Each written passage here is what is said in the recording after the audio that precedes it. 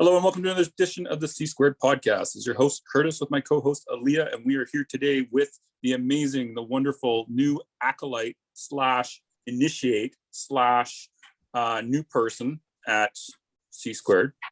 Her name is Effy, and she's been with us, I think, for like 2 weeks or something like that. So she's the new girl, whatever you want to call her. And we're here to interrogate her for a bit, get to know her a little bit, have everybody else get to know her a little bit. And we're going to put her under the microscope, which is going to tell people who she is, what she does, and an interesting backstory, hopefully. So to start things off, thank you for braving us, Effy, and welcome to the Yeah, hi. So I'm going to let Aliyah start it off because I don't want to get too weird right off the bat. We can do that later. A little too late. Yeah, let's just go ahead and start with the basics. Effy, can you give us like a nutshell version of who you are and what you do in the realms of music?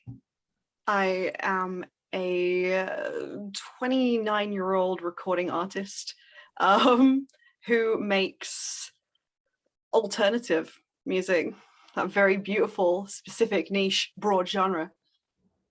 Right. Yeah, alternative is very specific, right? If you had to niche it down a little bit more, what would it be? It's gothic with neoclassical influences and some sort of jazz influences as well. Yeah, I think that makes sense from what I heard. So what instruments do you play? How did you get started in writing music? So I come from a musical family. My dad was a jazz pianist. He was very, very good. He wasn't so keen on me doing it for some reason, but that didn't stop me.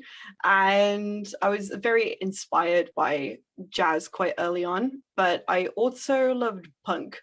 I wanted to be in a band, but being 13 years old, the boys didn't really want me in their band. So I learned acoustic guitar instead of electric and ended up doing folk music for about 10 years before I developed a neurological illness that stopped me from being able to play guitar anymore. And so I focused more on learning the electronic side of things and getting more into kind of programming and composing that way through MIDI. And I just kind of fell in love with that dark, wavy, gothic sound.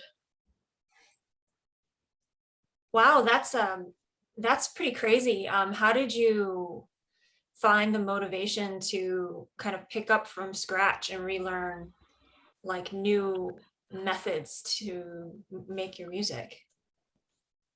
To be honest, like that was really hard, and there was like a good couple of years where I didn't feel like doing anything. I also started losing my voice, so I couldn't sing, could barely talk some days. So I had to. It was hard. But I don't know. I think as musicians, we just live through music. There is no alternative. That giving up was not an alternative. It was not an option. And you find a way. I think adversity breeds ingenuity and strength. So I found a new way to do things. And honestly, it ended up being the thing that I wanted to do in the very beginning. I was inspired by like Evanescence and a lot of nu metal as well, like Linkin Park and all that kind of stuff. And playing folk music is not that. So being able to then take this kind of electronic and classical approach to things, I ended up falling in love with music more than I had been in the last 10 years altogether. I'm not saying like it was a great thing that happened, but I think that we find good things in what we're given. Absolutely. Curtis, do you have a follow-up? Not musically. Once we get into the other aspects, I will. Okay. Cool. Well, actually, I do actually have a musical follow-up question. Can you kind of go over, like, okay, so you say that you're like alternative music type thing right now. Yeah.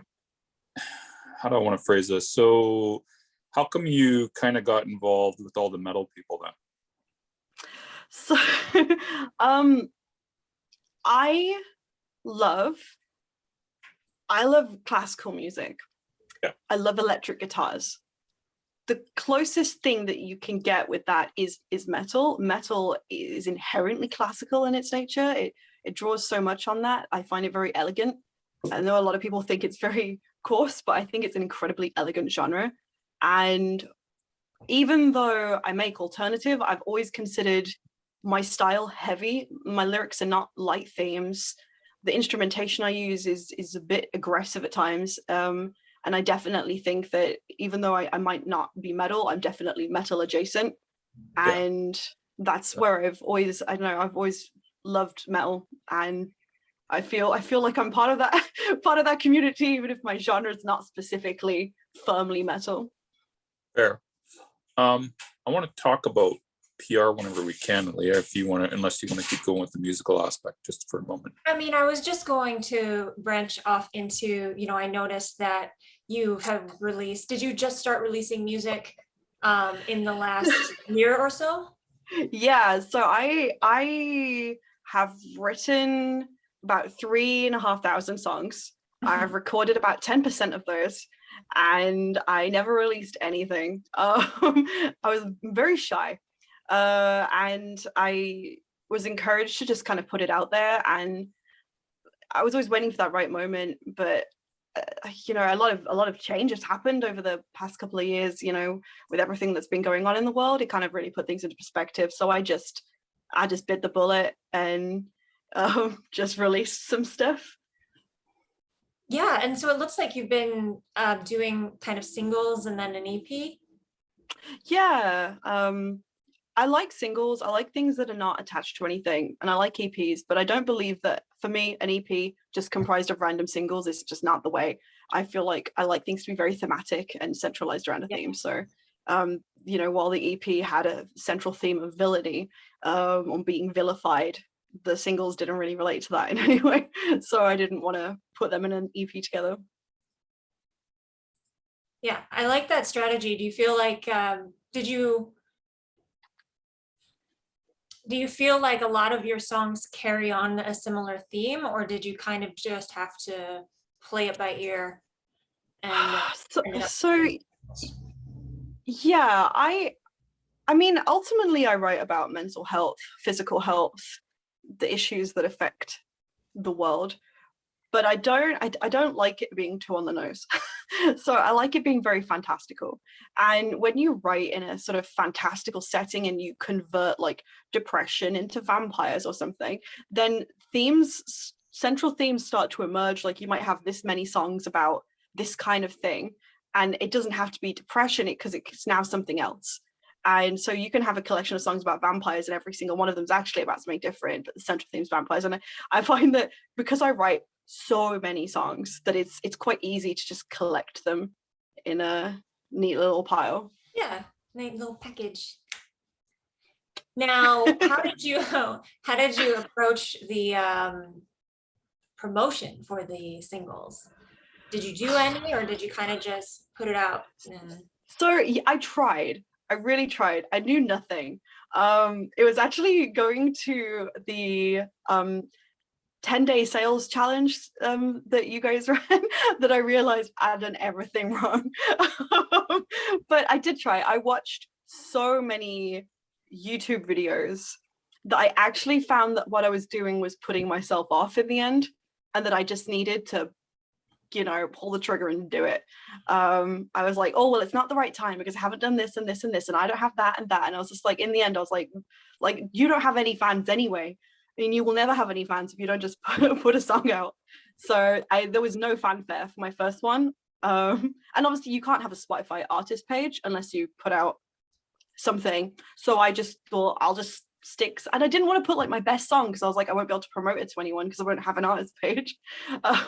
So I just kind of put up a song, and then I just started going and following a bunch of people on Twitter, people with similar interests, listening to their bands, giving them feedback on their bands in the hope, not expecting, but like in the hope that they would return the favor at some point.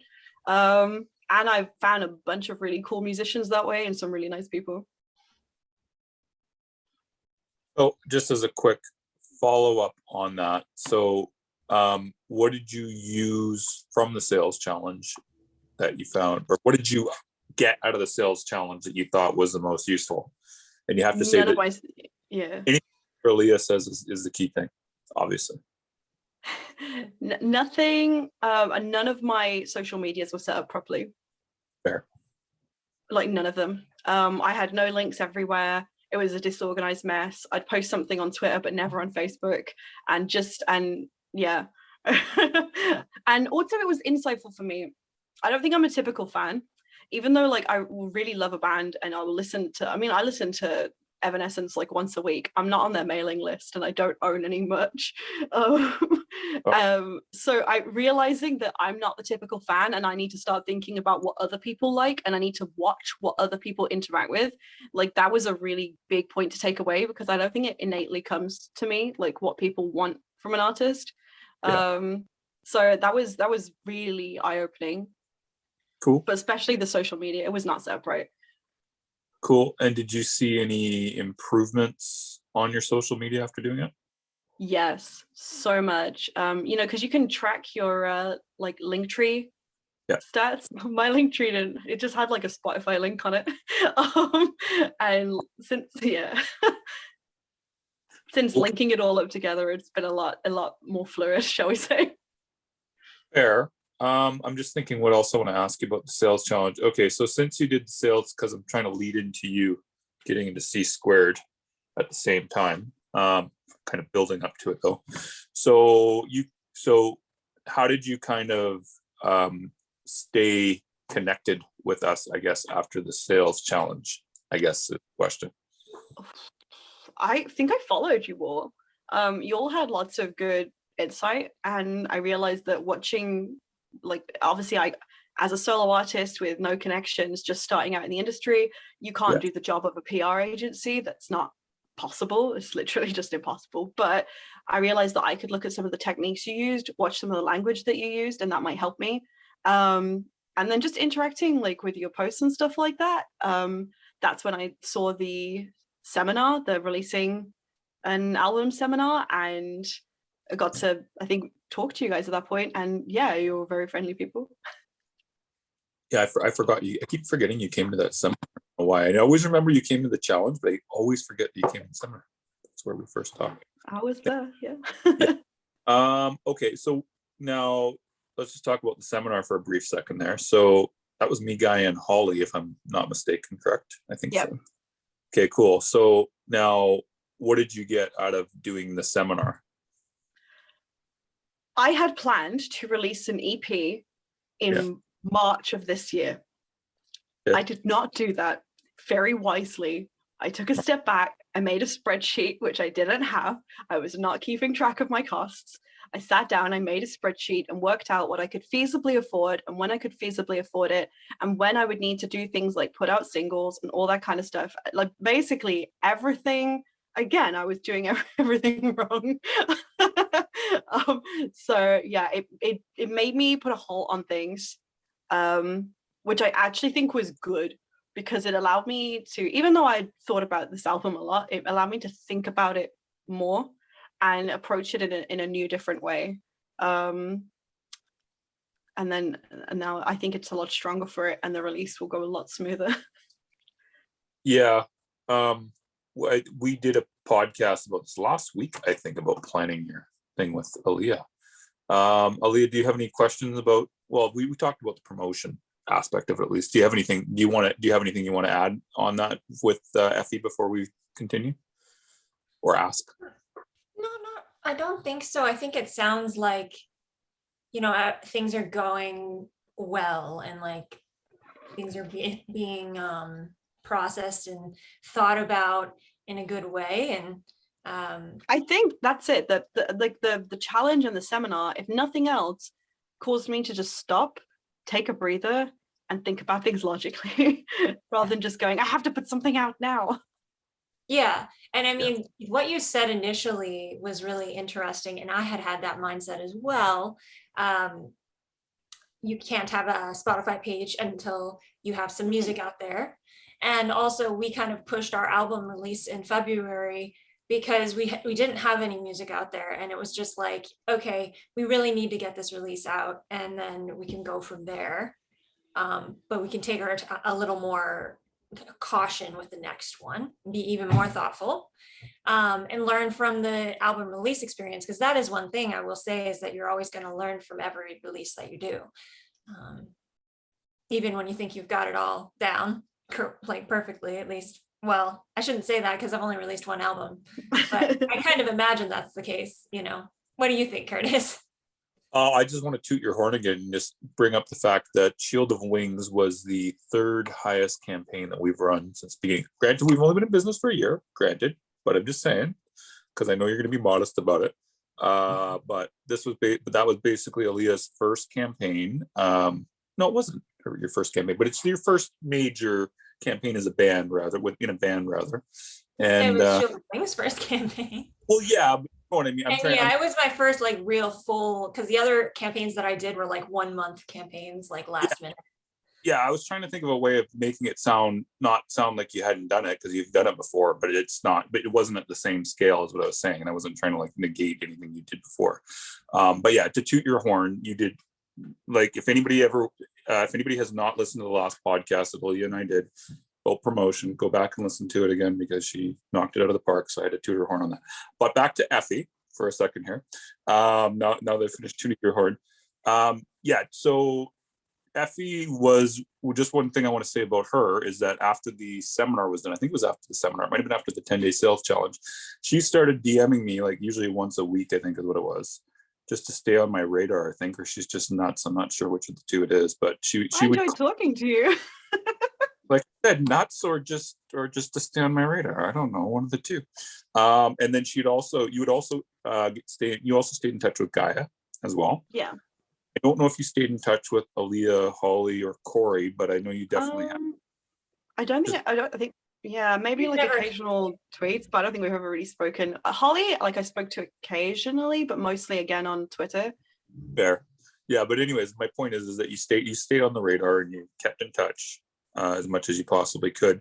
And you would always ask questions, but you would never do it in a way that was like weird or anything like that, like you were expecting like free advice or something, even though you were, we would give you free advice, but it wasn't like you'd give me way more than I asked for. I loved it. Yeah. It wasn't like you were pumping us for information or anything like that. I mean, or at least it didn't come off that way, and I don't think you intended to.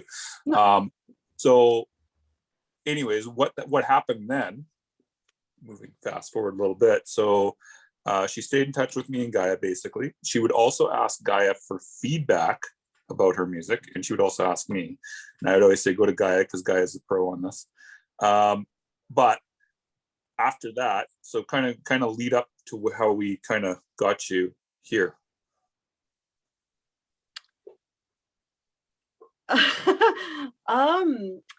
After that, I guess I don't know how I fell on Lindsay's radar. But I remember she followed me and I was like freaking out. And like I was like so sure that she'd done it by mistake. I was like really sure she'd done it by mistake. So I didn't want to tell any of my friends or anything, because I was like, then I'll have to explain to them that it was a mistake and she unfollowed me. So I just like sat there like staring at it. I waited like 2 weeks before I told any of my friends. And they were like, that happened 2 weeks ago. Like, that's not, you don't brag about that anymore. And I was like, oh, okay. But no, we talked occasionally, stayed in contact. And yeah, I said to her I was interested in sort of getting involved in PR. I thought it was really interesting. It's kind of like psychology and marketing together, which I just love. I mean, marketing is just applied psychology anyway, but and yeah, she kind of recommended you guys and then spoke to you, I think. Yeah, I got a text at like midnight on Friday night. Sorry. It was just funny because I just get this message and I'm just like, you should talk to Effy. I'm like, okay, I'll talk to Effy and then talk to you. And then I was like, okay. We were on the phone for 4 hours. Oh, okay. So yeah, so you guys had talked about the PR thing and then you and I talked after that. So now why, okay, you kind of said you're interested in it being like a combination of marketing and psychology, but yeah, explain that a little bit before we get I think marketing is very interesting.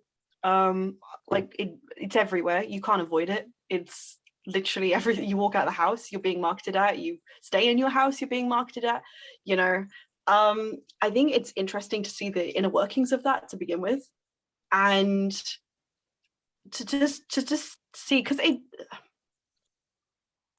don't know if I can say that. I was in its crudest form. It's like psychological manipulation. Why should you listen to this band over that one? Why should you buy this product over that one? And while I do believe music is an art, it is also a product. And I love the fact that it's both. I think that's like super interesting to me as a musician and an artist, you know. And so for me, like learning how to take what is an art, turn it into a product and push it is just like, that's like mind-blowing stuff. Fair enough. So basically, in other words, you're kind of like here to learn how to kind of market your own music, or sorry, publicize your own music, plus how to just do it effectively for other people as well. Yeah, and I think that's the thing. I'm good at bigging other people up, I think. And I think that's a good skill to have in any marketing job. And I don't know, I think it's like it combines kind of all the things I like. It's like psychology, it's marketing, it's, you know, English. If you're doing it in English, it's music, there's art involved, like graphics and stuff. And I think all of that like is just every single bit of my interest kind of combined into one. So it's kind of like the perfect thing. Cool. Aliyah, do you have a follow-up before I continue? Can we talk a bit about art, actually? Do it. So I noticed that you have like kind of similar artwork do you have like a theme? Let me just ask, do you have like a theme for your artwork? Well, you know, like I was originally just I'm a painter, so I was originally just gonna paint weird things. But I did some market research and realized that a lot of the people in my genre have artified versions of themselves. That was a lot to get over, because I'm quite shy. I didn't really want me on my album. But I realized if I'm doing art, I can look as hot as I want. I'm in control. So yeah, I decided to make something that's simple and graphic. It is just me, but with lots of textures. I love grungy textures, and I think that kind of portrays this very smooth drawing, but with the aggressive and the harshness on top. And I felt that was quite representative of my style. I like that. And you put some thought into what it means. Like, yeah. Cool. And the art for my EP, I don't love it. I didn't really know what to do. I'd never released an EP before.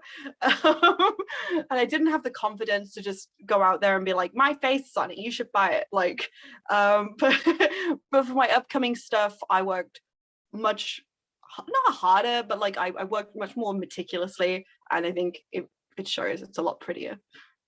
So you do all your own artwork though? Yeah, saves a lot of money. Do you think that, well, I would say, I don't recommend that to everyone, but if you're an artist, yeah, it definitely saves a lot of money. Curtis, do you want to take it from here? I do. Okay, so I want to go off the art bit again. So let's get back to you as a C-squared person, since we're also doing an introduction to Effy. So first thing first, do you prefer cookies or cake? Oh no, I'm bad with choices. There's only one right. There's only one right answer. I think I prefer cookies to cake. Okay, Aliyah.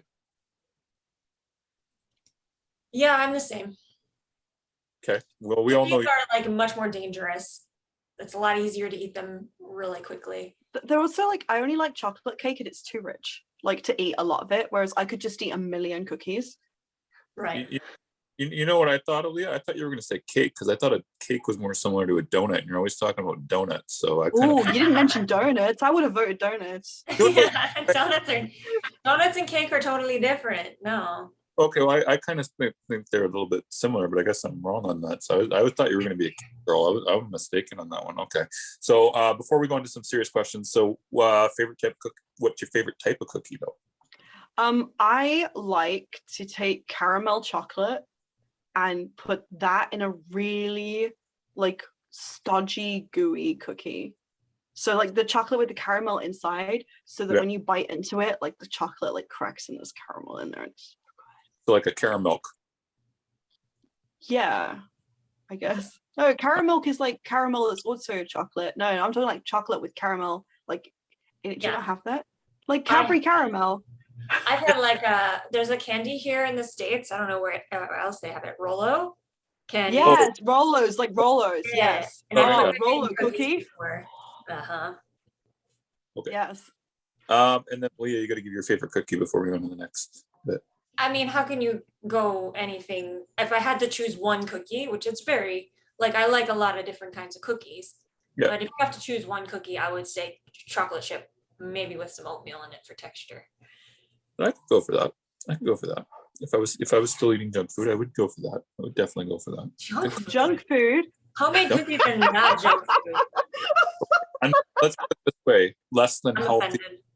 less than healthy food like that. Get out of here with your diet talk. Okay. So now that we've talked about cookies, so let's talk, Effy. So, what makes you think? So, why did you feel like you would be a asset to C Squared as an intern? I am a highly motivated person. I can't sit still and do nothing. I need to do things all the time, which means I'm very productive. Why did you want to work with us specifically? Because I like you guys. You guys have been like, very helpful to me. And like you said, I stayed in contact with you mostly because I wanted to know about upcoming seminars. But you've essentially, like, I feel mentored me in a lot of ways. And I guess in some way I feel beholden to you. Like, I feel like is that the bad word? Well, it almost feels like you feel obligated to us or something. No, but like the thing is, like, when I was looking at PR for my EP, there was no one else I wanted to go with. I looked around and I didn't have the same rapport with anyone I spoke to that I'd had with you guys. And you guys, even though you were getting essentially nothing out of it, I was going to a $25 seminar. You went so beyond that to help me, and it was not just generalized do this. It was very personalized. Like that's the kind of that's a nice thing. Like, not just, and I think that's the kind of place that I would want to work for, because that's how I see myself. Okay, I could see that. That makes sense. Personality. Really quick. What's that, Aliyah? I have a follow-up really quick. Go for it. So what made you want to kind of take this learning opportunity and extend it to helping out other bands? The dumb answer to that question is I'm autistic, which means the moment I learn something, I now need to teach everybody around me that that's what we do. So if I learn something and then I don't have anywhere to apply it, that's like the worst thing that can happen. Having a nice, easy way of then applying everything I've learned and doing something and seeing progress and all that kind of stuff, like I get something out of that. But if other people can get something out of me doing that, that's then twice as good. Sorry, I thought Aliyah might have another follow-up. That's fine. That makes sense. So now, personality-wise, why do you think you fit in? Because I'm weird. Oh! We're the weirdos, mister. She hasn't even fucking gotten paid for anything. Holy crap, fired. Just kidding. Yeah, okay, fine. But why else other than the fact that you're a weirdo? I just feel that in the times that we have spoken that we've clicked. I'm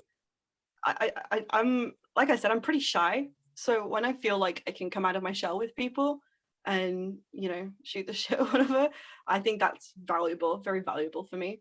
I don't feel like that with everyone. And I think you should surround yourself with people you feel comfortable with. Fair. You guys didn't seem to hate me, so that's really good. Well, we're just pretending, obviously, you know what I mean? Obviously, so, yeah. obviously. Okay, so we talked about the personality. So let's talk about, so what do you hope to achieve with our clients in the future?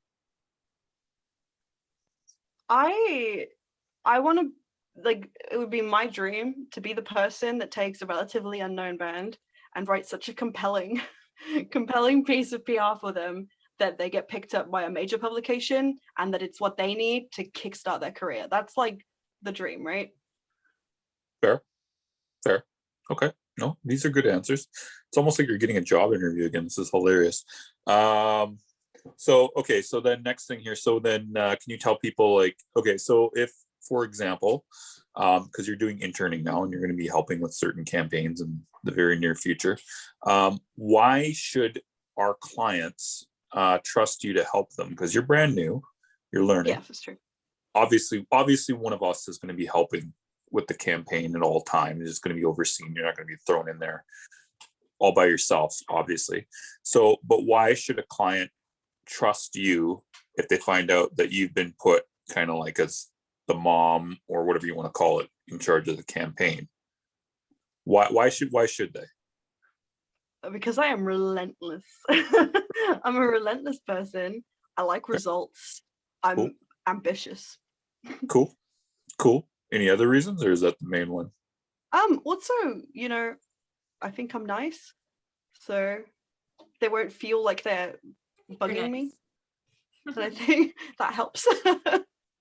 Fair. Okay, so Aliyah, do you have a follow-up on this? No. Okay, that's fine. So okay. That's more worrying. I'm convinced. Cool. Okay, so where else do I want to go with this here? So Effy, can you kind of go over what your background and your skills are that are relevant to PR? Well, I am a writer.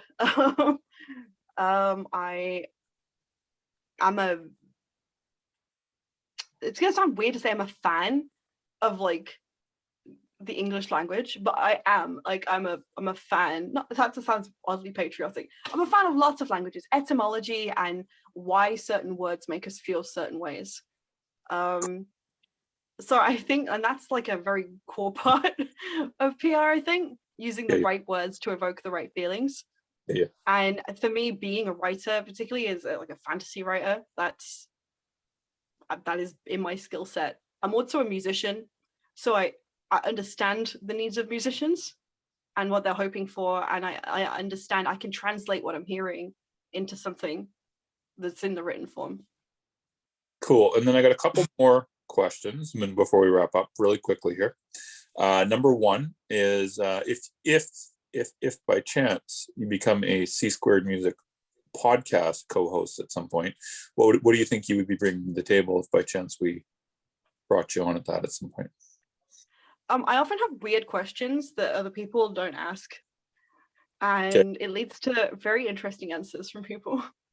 Give me an example of a weird question, and then we're going to wrap up. For me, a weird question, I guess, it depends who I'm talking to, but I tend to like deep dive research people. And then I find like one random thing that they mentioned, a throwaway comment in a interview 4 years ago, and I get stuck on it, and I need to know more about that kind of thing. I think me and Aliyah know someone who does this too. There's someone. Me. Yeah. That's awesome. Perfect answer, Effy. Do you have any final questions, Aliyah, for Effy before we wrap up? What's your favorite movie? A Beautiful Mind. Oh, good choice. Never seen it, but I do know the substance of it. It's a good one. Yeah, it is. Also, any final words, Effy, before we wrap up? Stay safe out there. Cool. Thank you for being on the podcast, Effy. Thank you for having me. It was a pleasure to speak with you. And Yeah, finally. yeah. And until next time, everyone, make like a bull and throw those horns up.